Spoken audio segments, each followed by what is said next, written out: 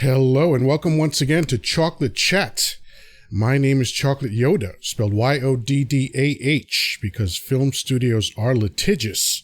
And with me is a buddy of mine who I've known for almost 5 years now, a guy who I consider very interesting, who I think there's an aspect of our story that's going to be particularly interesting to some of you out there. Marvo, please introduce yourself. Hey everybody, how's it going? First of all, thank you for having me, my friend. We met about 5 years ago or so, and it's been great ever since, man. A long-time friendship, a lot of mentorship from you, thankfully, that I've carried through my professional and personal career. Wow, excellent. I appreciate that.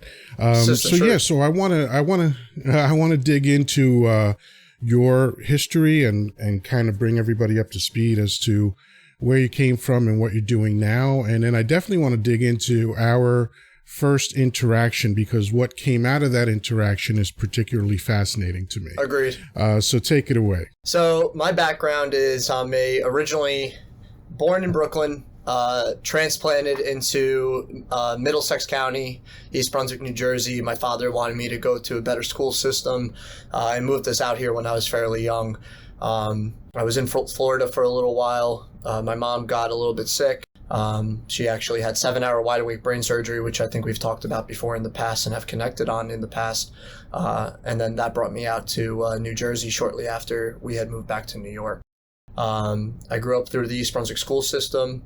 After high school, I had went to DeVry University, left DeVry after a short interim there, finished my associates at Brookdale on the educational piece. I spent about 10 years or so in restaurants on and off in my early work days.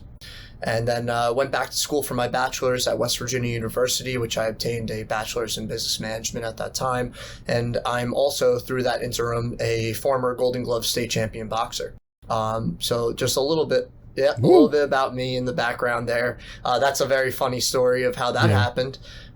In high school, feel free to tell it. My father was a drill sergeant in the Army, and when I was in about 10th grade, I had an altercation with somebody I actually grew up with, and our fathers rode motorcycles together, and I was probably 103 pounds soaking wet with rocks in my pocket. So I wasn't picking fights. With anybody, and somebody had told this individual that I was talking about his girlfriend. Now, this individual was historically known for being a bit of an exaggerated storyteller, wasn't a good student.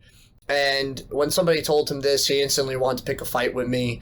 I avoided it the first day. I went back to my dad, and my dad was the type that if I didn't defend myself, he would be angry at me for, why didn't you defend yourself, So I told him what was going on, and I was like, listen, I don't really want to fight him. He goes, well, Ron, it sounds like it's going to be something that might be unavoidable. In the event that he does try to fight you, he was 100 pounds heavier than me. He was a heavier set guy, and not in shape or anything, but just bigger, and he flexed because he was bigger. He goes, when he does try to, confront you, he's going to get close to you in your face.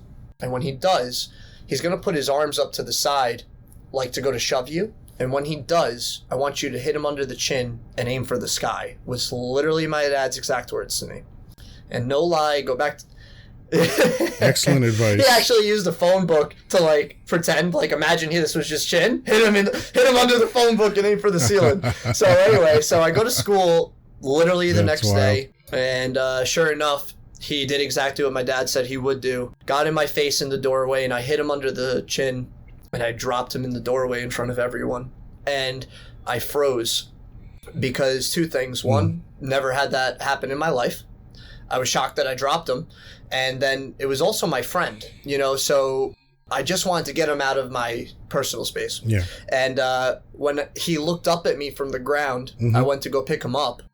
And when I picked him up, I saw the light in his eyes, and he took a big right-hand swing at me. We rolled through the science class, and I ended up turning my back and catching both his arms over me. And when that happened, he tried to pull his arms out, and he got tired, and he says, if I get off you, just promise you won't hit me again. I said, okay, well, get off me. So we ended up going to the principal's office, who was also a wrestling coach. Both their dads came down there. And this is literally how I ended up boxing, because my dad says to him, listen, Nate, I already talked to your father. And if you feel like you're not done with Ron or he cheap shotted you, I'm renting a boxing gym. The two of you can put on headgear and gloves, and you guys can beat the shit out of each other until one of you runs out of gas. What do you want to do? And he said no. And at that point, my dad said to me, Ron, he goes, I'm still taking you to learn how to fight, because now you might have a target on your back, you know, just in case anybody wants to mess with you. I want you to know how to defend yourself. That same week, I went and met Sal Lopez. Sal Lopez was ranked number 2 in the world. He fought Hector Camacho for the world title. And I pretty much got my ass kicked a bunch, you know, sparring and learning the ropes of boxing. And within the next year and a half, I entered the Golden Glove State Tournament and won the first time. I won 3 matches to win the state tournament that year at 132 pounds. And my life changed because of that moment, because amazing. Not only did it teach me the discipline and confidence and the respect level, but once I got to that point mentally, I wanted to pay it forward. And I actually built a 12 by 12 ring in my house and coached people and taught them, you know, parts of the science that I knew, because it was my opportunity to give back. And I actually had a kid write his college essay on, you know, his training with me. So that's my boxing background in a nutshell of how I got into it. And those lessons that I learned from that carry today with me in personal life and in business. Yeah. Oh, that's you know, you told me that story when we first met, and I still love hearing it. We connected on a few things, and we connected quite coincidentally. I was working someplace. You came in to look at working there. And at the time I was the sales director, so you were under my wing. And I just remember that it became apparent to me very quickly that talking to you about the company wasn't the most important thing for me to do in that moment. I wanted to talk to you about other things. And we connected on being salespeople. We connected on the fighting arts, since I had started martial arts when I was 13. And I remember how much that changed my life. We connected on what I would call passionate curiosity, right? You just wanted, your approach to life is similar to my approach to life, except I would say that you're a much more positive person than I am. And people think I'm positive, but they haven't met you yet. You know, I think your energy, even in the opening moments here, kind of illustrates your positivity, and it's a wonderful thing. And I love being around people like you. So as we were talking, what I focused on was your orientation to fear and the challenges that you thought that were in front of you and what might prevent you from success or whatever. So I just went into coach mode. Yes. It's not something that I do intentionally. It's just when I hear people coincidentally present the roadblock that they have in front of them, even if they don't know that that's what they're doing, I really don't ever resist the chance to address that. Because it's really what I live for. Being a coach is something that I've made almost no money on, but it is my passion in life. Now I have co-passions, because this podcast is a passion of mine as well, but coaching people is my ultimate passion. I love the opportunity to have a positive impact on someone's life. It might be a temporary positive impact, but it might be a permanent positive impact, or anything in between. Either way, I'm good.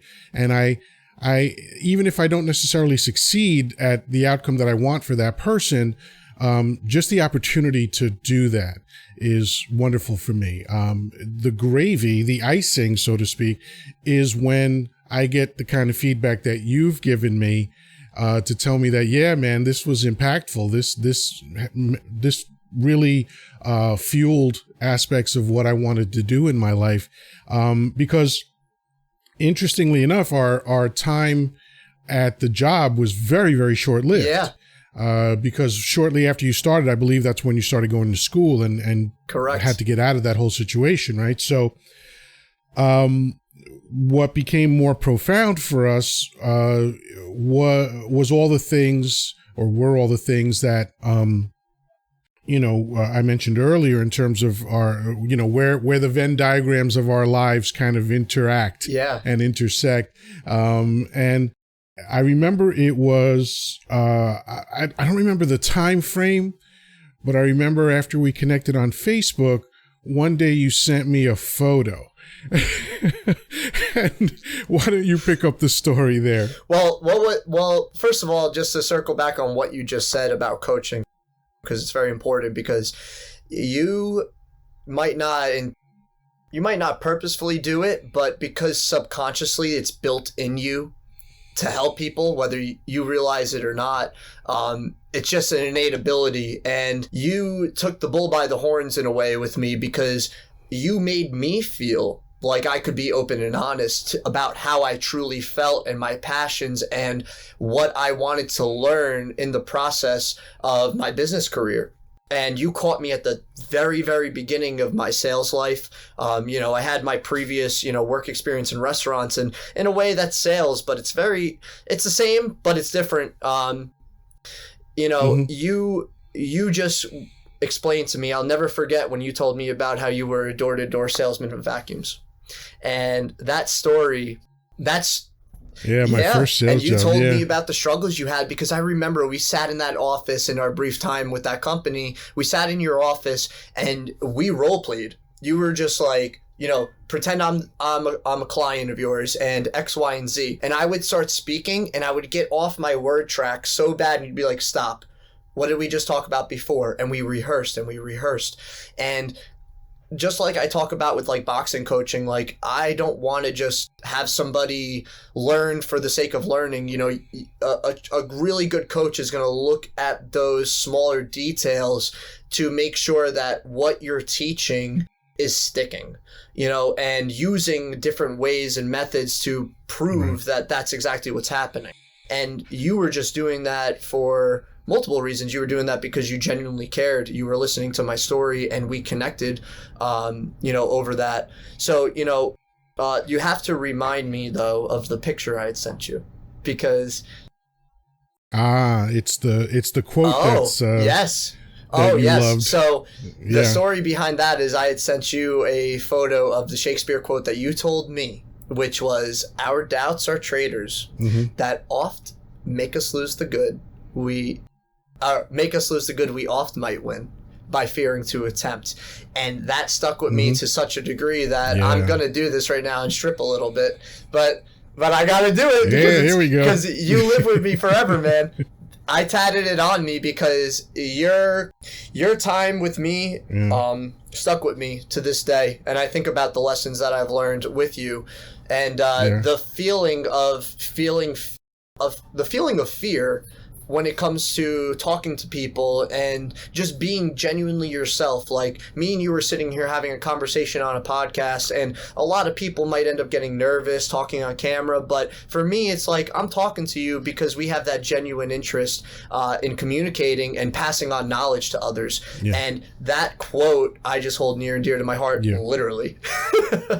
Yeah. I mean, it's a really deep thing. Like, I don't know if I shared this with you. I know I gave you feedback when I saw the quote, but I don't recall exactly what I said to you. So I'll replay that for everyone right now.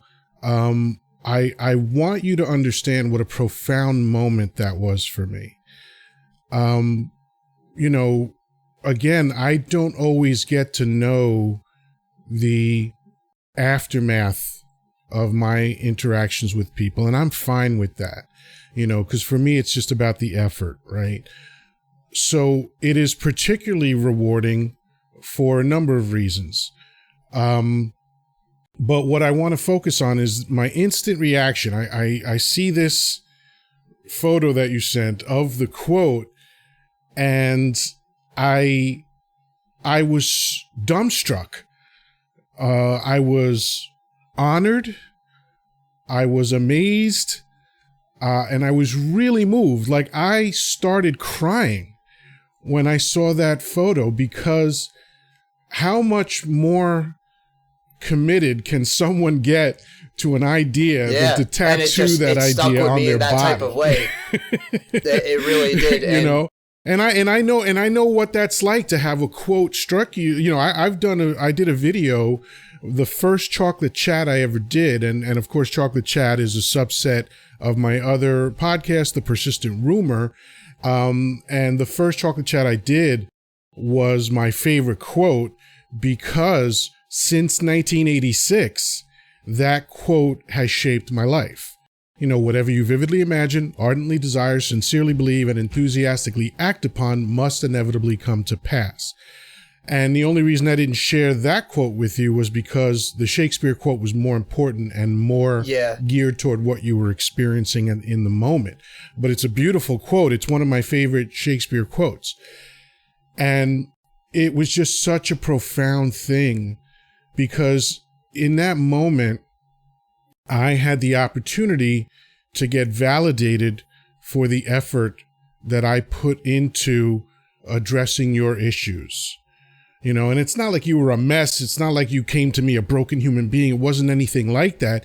You were just another human being that had a roadblock, and you might or might not have been aware of it, or if you were, you didn't know how to get around it. So I gave you the feedback I gave you, which included that quote, and then to have you say, hey, look how important this is to me.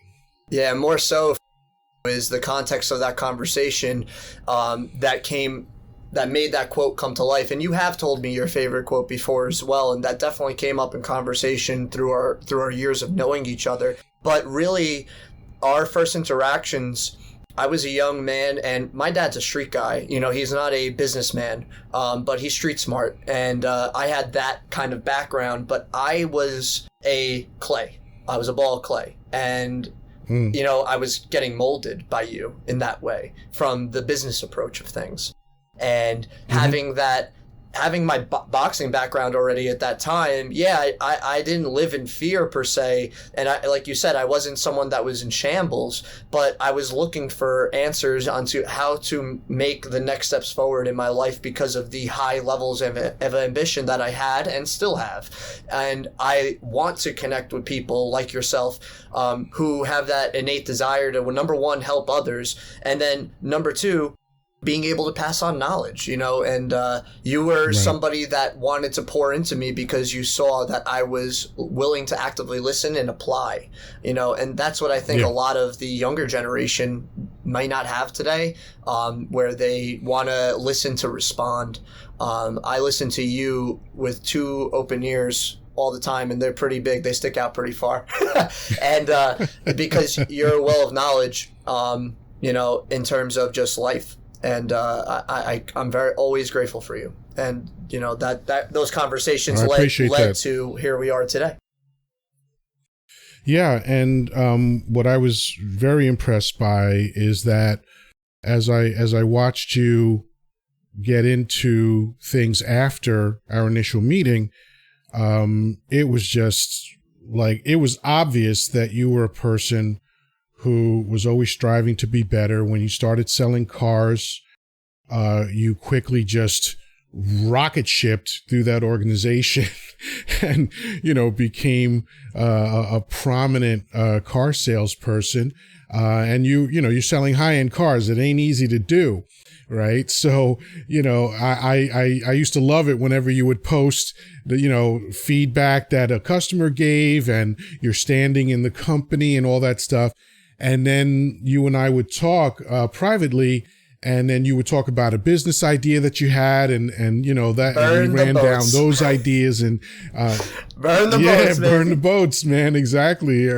That's the story of Hernan Cortez, who is still studied in the military today. This was back in the time of the conquistadors. And very, very quickly, he landed on shore outnumbered 10-1 in a battle that he was going into. And he did two things that turned out to be very stunning in terms of military strategy. One was that he gained allies in enemy territory. But that's not the most important thing he did. The most important thing he did was figure out a way to motivate his terrified soldiers. They all knew that at 10-to-1 odds, it was virtually guaranteed that they would all die. So they pleaded with him, let's turn the boats around. Let's go home. We got to get out of here. There's no chance we're going to win this. So what Hernan did was, and this is literal, this is history, feel free to look it up. He burned all their boats. He burned his own boats, and he turned to his soldiers who were panicked and saying, what the f***? Why would you do that? Like, we're going to die. He said, if you want to get home, we're going to have to get home on their boats. And these people, outnumbered 10-to-1, won and got home on the enemy's boats. And so the moral of the story is what Henry Kissinger said. The lack of alternatives dramatically clarifies the mind. Yep, absolutely. Right? So when you only have one way to go, you got to go that way, and you got to go full tilt at it. And so, yes, that's the advice that I had given you at that time. And it's so funny, that advice is carrying with me now, which we'll get to. But I took as the person that I'm currently working with says, I took a road less traveled. So when I graduated from college with my bachelor's, I went to go be a car salesman because I wanted to chase my passion for vehicles. And then I had my passion for helping people. And I said, well, combine those two and I'm going to be successful. I struggled a lot at first, but what ultimately ended up happening is, because I took that road less traveled, I had no choice but to grow from where I was.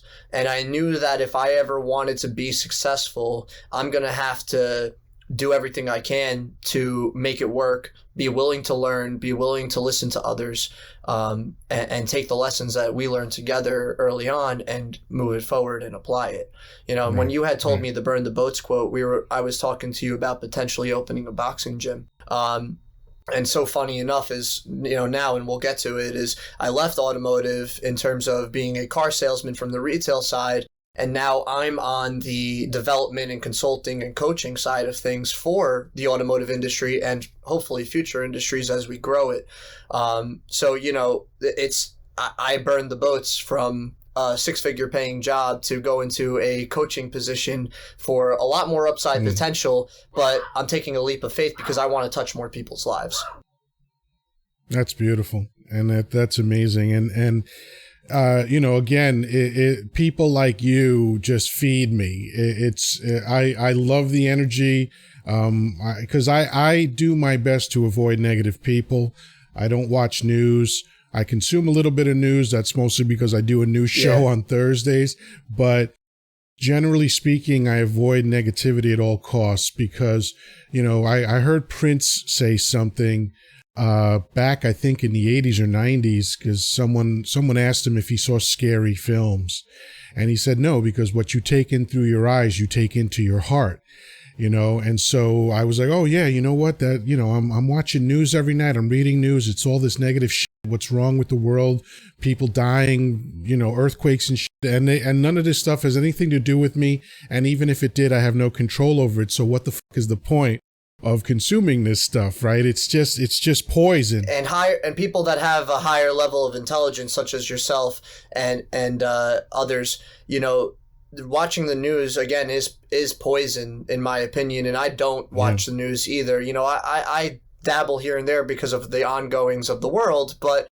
you're ultimately going to stop yourself in your tracks because you're going to consume yourself with that negativity. And it's, again, negativity breeds negativity, and then you bring that back into the world. Yeah. Agreed. So what's life for you now? What's happening? I mean, what's going on with that new role?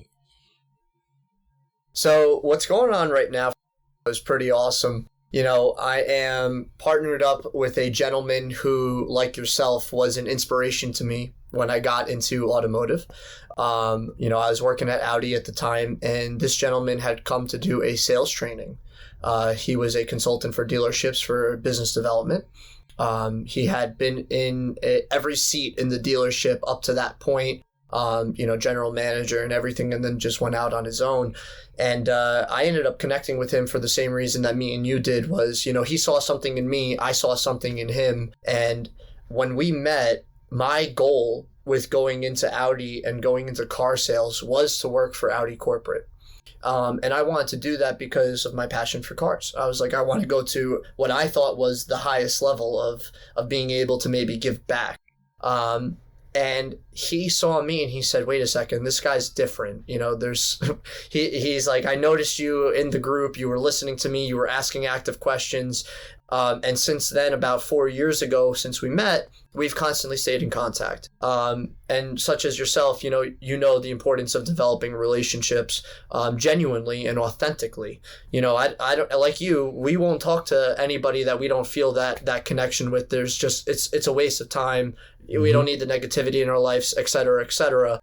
And when I was working in the previous Audi store I was at, so some time had gone by, and he had been watching me on social media and the success I was having. And he said, hey, listen, I have a business proposition for you. Let's talk.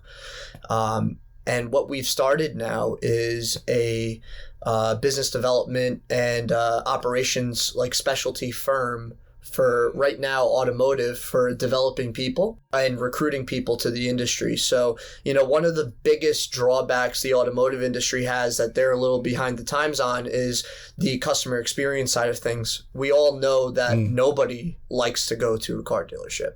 And it's awful. I was as a salesperson, I used to tell people when they were like, wow, you've been so informative, I would literally tell them I'm not a car salesman. I'm a car coach, because I wanted to coach people on solving their problems. They're coming into the dealership not for a car. They're coming into the dealership on the deeper level with an issue and a problem, more than likely. And my job is to solve somebody's problem.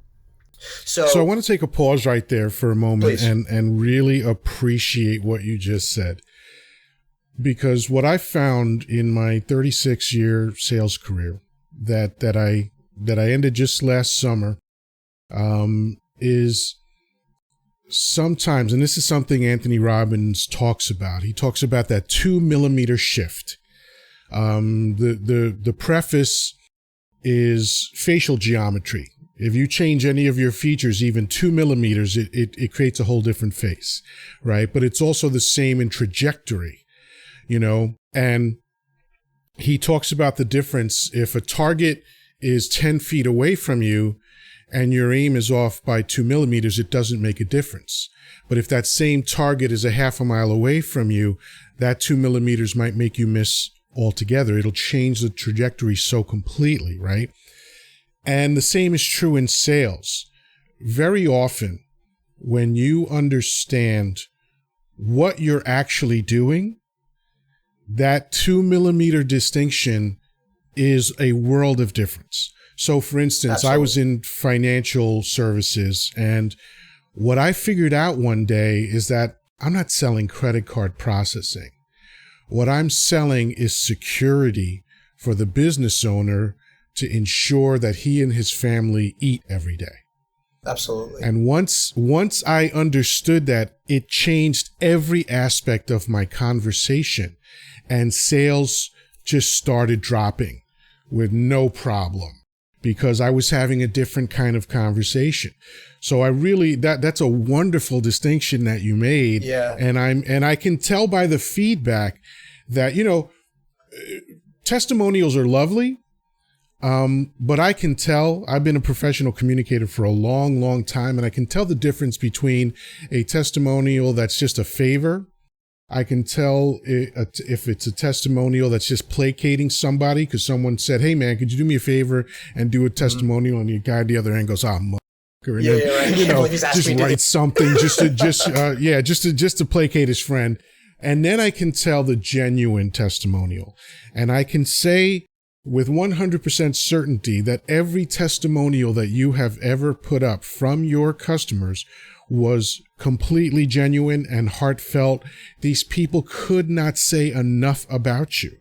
It wasn't like, hey, Ron's really good. I enjoyed our time together. It's fucking paragraphs. Yeah. And I'm honored. I'm honored by that, man. Yeah, but you earn that because you earnestly want to help people, and it's not just about I'm a salesperson trying to make money, because people feel that energy. Yes, they do. People feel the energy of, you're just a dollar sign to me.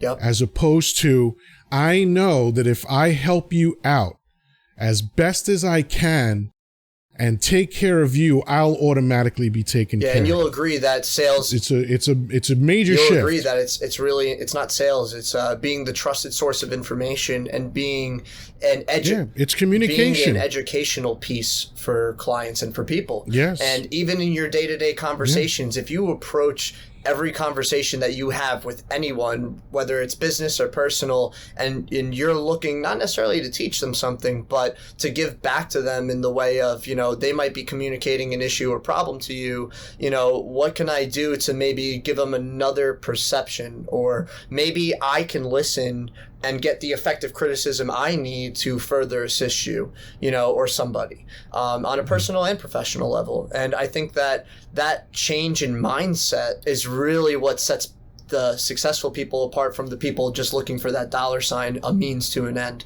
Because if you treat it that way, the money part will come.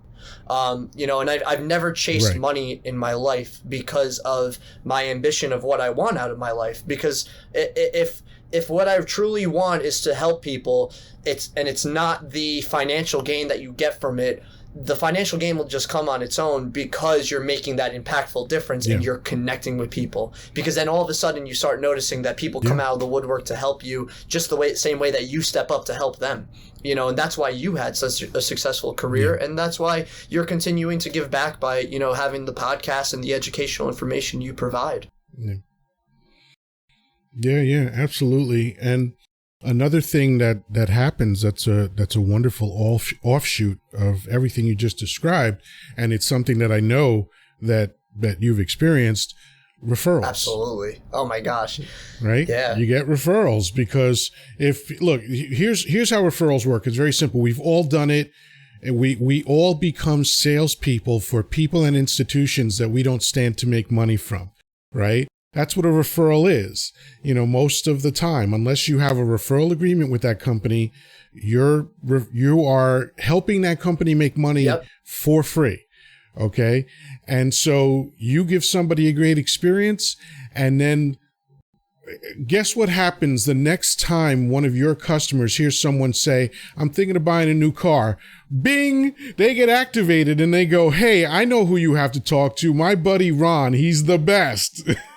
Right? Yeah. And it's really like there would be times where I didn't sell somebody a car at all. I just had a conversation with them and they never bought a car from me. But because I was being educational and genuinely interested in helping them, even though they didn't buy it, to your point, they sent somebody to me because they're like, oh, you want the right information? Go talk to Ron. So you still made a sale. You still made a sale to that first person because you sold him on the idea that you are the car salesperson to talk to, right? Yeah, and now I get to give back to the people that work at the dealerships, and have them have that mindset of creating. I just learned recently about the difference. Well, I won't say I learned it, but I heard the words out loud, right? It was customer service versus customer experience. And customer service is you're at a diner and, hey, can you ask the waitress or waiter, can you get me the ketchup? There's no ketchup on the table. That's customer service. How about my drink's almost empty and you just come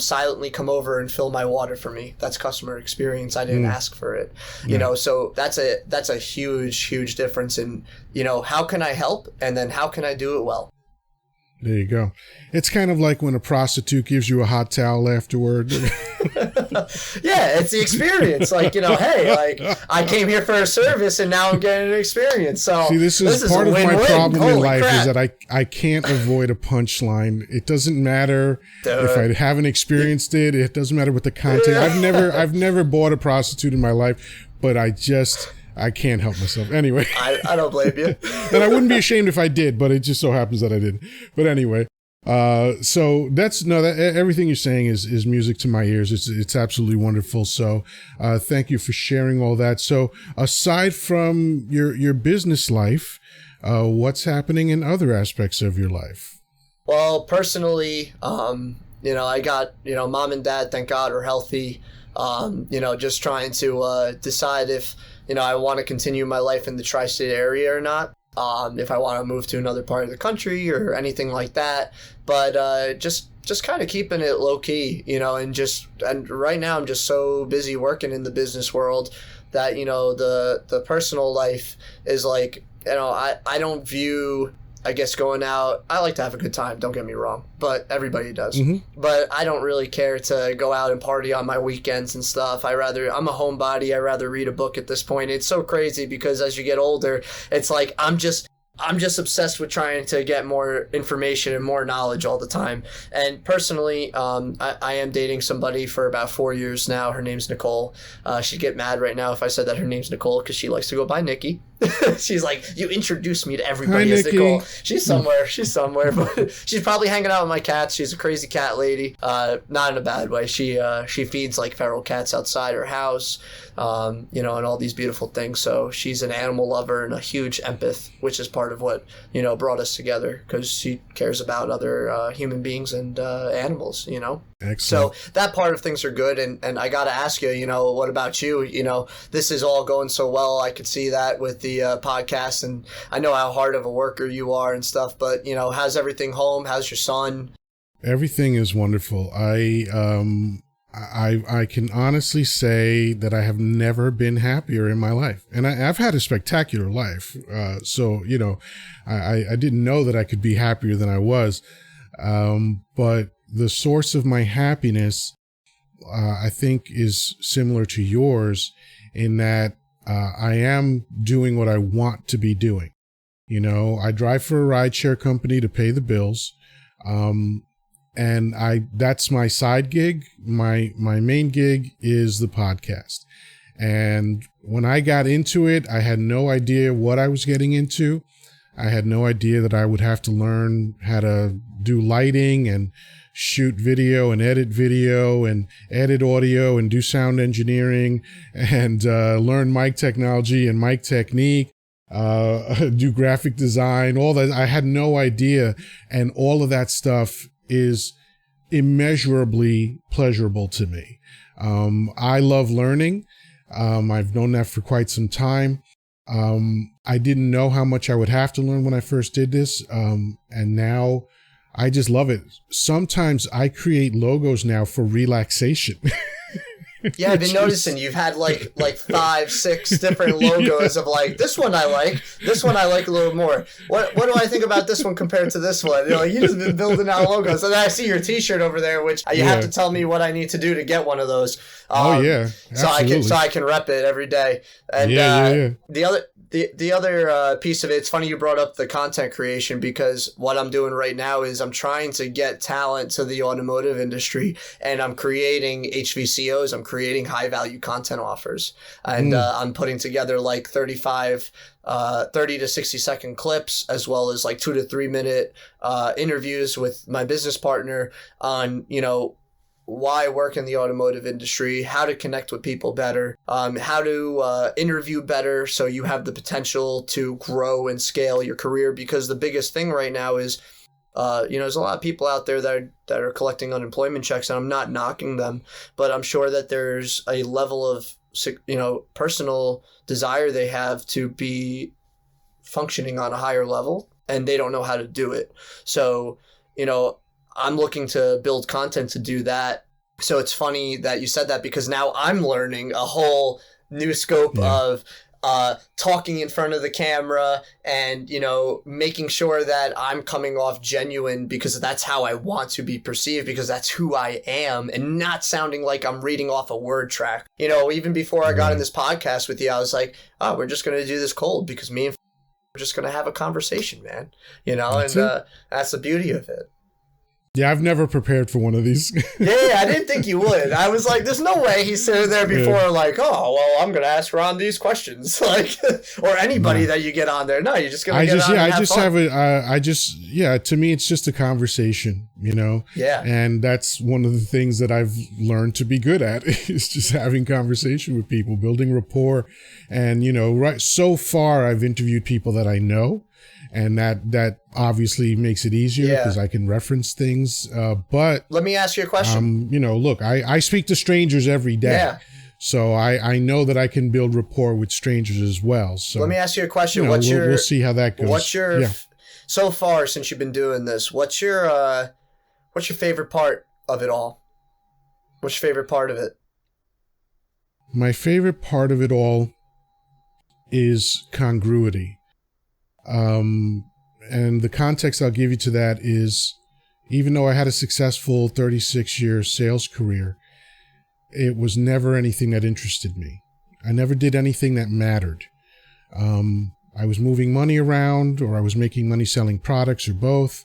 And it was honest work. Yeah. I always sold with integrity and honesty, and I can hang my hat on that and sleep like a baby at night because I don't have any worries about what I did to anybody. However, it never resonated with me. Most of that was trying to build somebody else's dream. The way I was raised and all that stuff. And again, none of it was wrong. It was just when I finally understood that I didn't care about anything, I was in that limbo place of going, well, I don't want to do this anymore, but I'm not qualified to do anything else. So what do I do? And it took another 10 years for me to answer that question. And the answer was the podcast. Because I'm a bit of a ham, if you haven't noticed, right?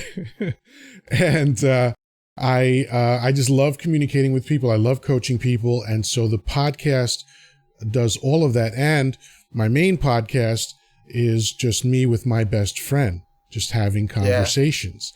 And I would do that for free, and I would do that forever.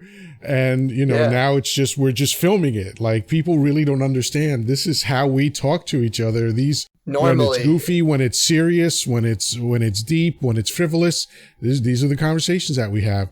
And so, now it feels like the congruence between what my passion is and what I'm doing is spot on now. And I've never enjoyed that before. So this is amazing to me. My life is spectacular. My son is wonderful. My friendships are amazing. I have phenomenal human beings in my life that would do anything for me. They've proven that over and over and over again. I trust them with everything. And they trust me. And, I like to joke that if my best friend called me and said he needed to bury a body, I wouldn't even ask who it was or what he did. I would just be there. Where we gotta go? Yeah. Where do we gotta go? My dad would always say, it's just like that scene in The Town when Ben Affleck is talking to Jeremy Renner, and he's like, "Look, you can't ask me any questions. I'm not going to tell you anything about this. We got to go hurt some people." And he's like, "Whose car are we going to take?" Yeah, exactly. Yeah, and those people are in your life. And I don't know how deep you are in terms of manifestation, but you manifested what's going on around you. In my opinion. Well, yeah, I believe wholeheartedly in it. I don't believe in the secret in literal terms. I don't want to turn to some child that was born into abject poverty in the middle of the desert and tell him, pull yourself up by your own bootstraps. That's fucking ridiculous. Agreed. However, I do believe that your life is what you make it. It's a Shakespeare quote that I quote at least once a week, if not more. And, there is nothing good or bad, but thinking makes it so. Or nothing is neither good or bad, but thinking makes it so. Either way. And so whatever your life is not what's actually happening in your life. You take what's happening in your life and you give it meaning. That's what every human being does. Nothing exists in a void. Something happens and we decide good, bad, or indifferent, right? So when COVID came and lockdown happened, a lot of people got very unhappy because their life changed. Yeah. I got happy because I saw opportunity. Yeah. Right? So, and I can roll with hanging with people and I can roll with being a hermit. Yep. Right? I'm like whatever's next is next. Yeah, well, that's your mindset. So when it was like, oh, we have to go into quarantine, that's when I said, okay, what do I want to do with my life now? Yeah. And that's when, and we had already started tinkering with the podcast in March of last year. So this was all kind of coincidental. We had been talking about the podcast for months even before that. Yeah. And we originally tried to record the podcast like audio and didn't figure out how to do that. And then I finally thought, hey, I can use these meeting softwares to record these things. So I was using, those types of things. So whatever, 3 months in, now it's June, and I found myself really unhappy because I was still in the corporate world. And I was like, if I got to do one more fucking video meeting. Yeah. Yeah, and I felt that way like a little bit on the retail side. I reached my breaking point, and I said, I'm not doing this anymore.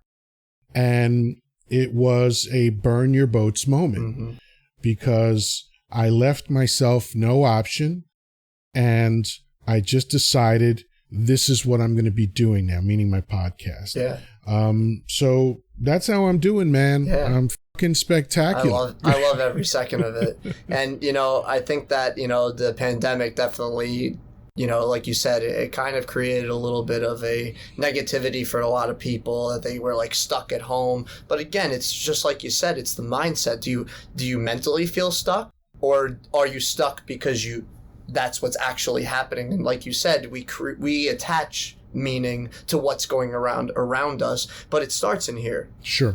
So your ability to be able to pivot in difficult situations is a gift. And not everybody can have an objective enough and open-mindedness to them to be able to say, okay, my situation, I'm in control of my situation, the situation is not in control of me.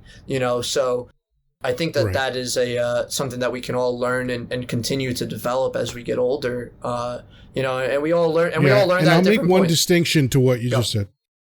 Yeah. I'll make one distinction to what you just said. I don't consider it a gift because it's not something that was given to me. It was a decision I made. There you go. I remember back in 88, I was introduced to the myth of Sisyphus. It was part of a support group that I was in, not clinical. It was just a bunch of people that got together and said, we want to make our lives better. How do we do that? And so we started reading philosophy. So we read Martin Heidegger, which is the hardest shit I ever read in my life. I needed literally a dictionary next to me to understand anything that this guy said. And then Albert Camus. Albert Camus wrote, amongst other things, The Myth of Sisyphus. And to succinctly describe it, it's Wile E. Coyote, right? Wile E. Coyote, no matter how many times he failed, he kept chasing the Roadrunner, because he didn't focus on his failures, right? So the real myth, Sisyphus was a guy condemned by the gods because he enjoyed life too much, and the gods were pissed off that a mere mortal could enjoy life so much because they thought that was relegated to the gods. And so they punished him by making him push a boulder up a hill. And it was a big boulder, and it was painful for him to push it up. He had to dig his shoulder in and all that stuff. And every time he got it to the top of the hill, it would just roll down to the bottom of the hill again. And they thought, well, fuck this guy. We got him. He's going to be miserable. But Sisyphus was never miserable because he didn't consider his life the pushing of the boulder. He considered his life the walk back down the hill. Right. And so because he saw that as time for contemplation and time for reflection. And that was to him the content of his life. So it wasn't what was going on that mattered to Sisyphus. It is what he decided that it meant that mattered to him. And that's how I approach my whole life. Look, everybody has horrendous shit that goes on in their life, whether it's sickness, whether it's joblessness, whether it's assault, physical or sexual, whether it's car accidents or the deaths of loved ones. This is what life contains in it, no matter who the fuck you are. And it doesn't matter how much money you make. It doesn't matter how beloved you are. It doesn't matter how famous you are. It's all the same shit. for everybody. So I'm not unique, but I've experienced horrendous shit in my life. You mentioned brain surgery earlier. Yeah. I had 6.5 hour surgery. I was not awake for it. I was completely outfilled for it. Matter. But right. But what was interesting is that if I pull up the very first post and all the posts in between and the last post that I did regarding my brain surgery, there was not a moment of complaining about it. There was not a moment of lamentation, not a moment of woe's me. The first thing I said was, from my hospital bed, I took a photo of myself looking all fucked up before the surgery because I was told that I could die. Yeah. And I said, I'm about to have brain surgery because I have a tumor in my head, probably because I'm a godless heathen. So even in that situation, I couldn't help but make a joke because if I was going to die, I decided that I'm going to die the way I lived. And not be miserable. And that's how I lived. Not be miserable, man, because it's my decision. Yes. None of this was happening to me. It was just happening, and I got to decide what it meant. So yeah, that's aside from the word gift, and I would switch it for the word decision. But yeah, it's just, and we all have that power. That's the crazy thing, is that so many people think that what is going on in their life is something that is happening to them, and it's not. It's something is happening. It's not happening to you. It's just happening. You get to decide what that thing means. I've seen people that were fucked up beyond all recognition, man. Like a dude that got into a plane crash, lost all movement, was told he was going to be a cripple his whole life. And he turned to the staff and said, I'm going to walk out of this hospital in 6 months. And people were like, yeah, whatever, nut job. And this I think he's referred to as the Miracle Man. This dude defied all odds and walked out of that fucking hospital in the time frame that he said. Joseph Cousins getting cancer and curing himself of cancer with Three Stooges films. Yeah. Okay. Because he was like, hey man, if I'm going to go out, I'm going to go out laughing. And he cured himself, I've seen people with no arms learn how to play guitar with their feet. I've seen people drive cars with no arms and just I've seen all sorts that people are doing. I saw a one-armed bodybuilder, a power lifter. This fucking guy was doing deadlifts, and I think one guy was doing a one-arm press with ungodly weights. And I remember sharing these posts and being like, what the fuck is your excuse? And I kind of actually do that to people sometimes also, like, friends that might be down in the dumps about certain things that, really, again, they feel like it's happening to them. And then you give them a perspective change on like, well, look at this person and what happened to them and how they bounced back and how they pivoted. And I think that's at the end of the day, perception is reality, my friend, and you can decide on how you want to live your life. At any given moment, you can change your mindset. You just have to be willing to do so and be open-minded enough. And that's one of the great things about our conversations that we always have. Absolutely. We always go into these, the last time we saw each other for dinner too, the same thing. And man, we are so overdue. That was like, what, 2 years ago? Yeah, I was just thinking about that. Oh my God, it was before COVID. Yeah. Before COVID hit. So we're overdue. We're overdue. We got to get together again. And now, now there's that we can safely handle the cooties. We got no excuse not to do it. Yeah. And I'm now on a time where I have more of it. I'm working for something that's bigger than me, and I can work throughout the day, whenever I want, to build that. So I'm available and definitely look forward to seeing you again soon, and we'll definitely set something up because we'll make that happen definitely for sure. Overdue. Yeah. So this has been spectacular, as I knew it would be. Thank you so much for being willing to do this. To everybody else, this has been Chocolate Chat, brought to you by The Persistent Rumor. And to answer your question about where you get this stuff, if you go to thepersistentrumor.com, there's a tab that says merch. and it'll take you to the store, the online store. There are several different logos to choose from. I'm going to be creating more.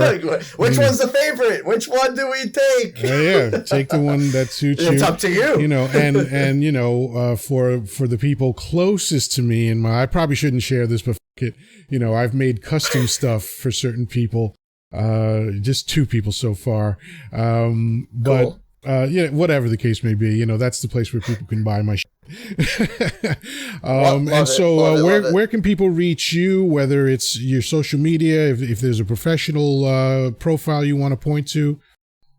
Yeah, so my profile on I'll use Instagram for the moment, which is also just personal. But I do post, my own motivational things and just, family stuff, boxing stuff, all of it. But it's marvelous_Ron Marvo. And you can find me on most other social media channels as just Ronald S. Marvo or Ron Marvo. And Marvelous is my last name, Marvo. Lous, so I changed the spelling a little bit.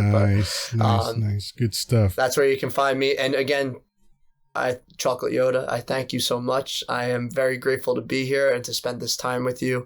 And I look forward to all of our future endeavors together. Yeah, man. And we'll definitely talk soon. And everybody else, peace, love, and granola. We'll see you all soon.